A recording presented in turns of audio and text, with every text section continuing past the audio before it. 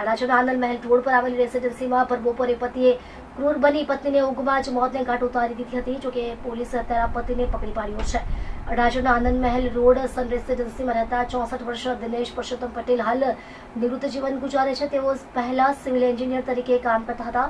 સંતાનમાં 2 પુત્રો કૃણાલ અને વિદિત છે. શુક્રવારે બપોરે 2 થી 4 વાગ્યાના અરસામાં દિનેશભાઈ તેમના 54 વર્ષીય પત્ની તૃપ્તિબેનને ઊંઘમાં માથામાં હથોડો મારી મોતને ઘાટ ઉતારી દીધી હતી. ક્રૂરતાથી પત્નીની હત્યા કર્યા બાદ દિનેશે મોટા પુત્ર કૃણાલને કોલ કરી જણાવ્યું કે મેં કામ પતાવી દીધું છે. જેથી પુત્રએ કયું કામ પતાવ્યું છે એમ પૂછતા તેને જણાવ્યું કે મેં તારી માને પતાવી દીધી છે. આટલું બોલી દિનેશે કોલ કટ કરી દીધો હતો અને ભાગી છૂટ્યો હતો. કૃણાલ તુરંત જ ઘરે પહોંચ્યો હતો. જોકે ઘરનો દરવાજો લોક હોય તેને ભાવિક વિદિતને કોલ કર્યો હતો. વિદિતે ઘરે પહોંચી દરવાજો ખોલતા માતાની લોહીથી લથપથ લાશ મળી આવી હતી, જેને પગલે અડાજણ પોલીસમાં જાણ કરાઈ હતી. હત્યાની જાણ થતાં જ સમગ્ર પંથકમાં સનસનાટી મચી ગઈ હતી. પોલીસે ઘરમાંથી હથોડો કબજે લીધો હતો. મૃતકની લાશને પીએમ માટે સિવિલ ખસેડી હતી. પોલીસે ગણતરીના કલાકોમાં જ આરોપી દિનેશને પકડી પાડ્યો હોવાનું જાણવા મળ્યું છે. પ્રાથમિક તપાસમાં દંપતી વચ્ચે નાની નાની વાતે ઝઘડા થતા હતા. કંકાસમાં પતિએ પત્નીની હત્યા કરી હતી.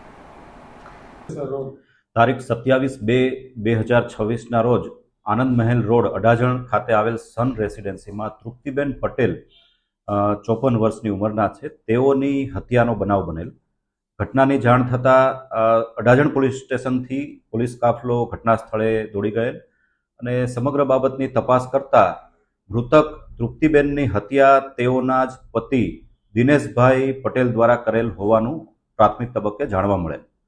દીપકભાઈને એરેસ્ટ કરી તેની પૂછપરછ કરતા ઘરકંકાસમાં અને પોતે રિટાયર્ડ હોય, પોતે 64 થી 65 વર્ષની ઉંમરના હોય અને હાલમાં કોઈ દેખીતો કામધંધો ન હોય, ઘરના સભ્યો દ્વારા અને ખાસ કરીને મૃતક એટલે કે દીપકભાઈના પત્ની દ્વારા તેમને માન સન્માન ન અપાતા હોવાની બાબત તેઓના મનમાં ખટકતી અને આ જ બાબતથી તેમણે હથોડીના ઘા મારી અને પોતાની પત્નીની હત્યા નિપજાવવાની ઘટના બનવા પામેલ છે.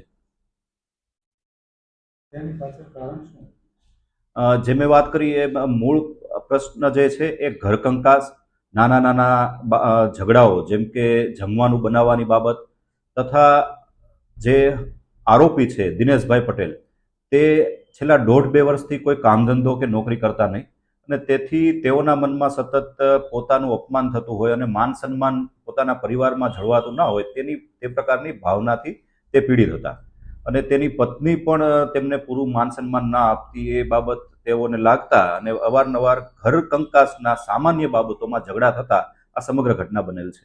ફોરેન્સિક રિપોર્ટમાં આવ્યો હતો સર કે સિવિલ ઉપર તો એવો કોઈ કેસ નહીં હતો. ફોરેન્સિક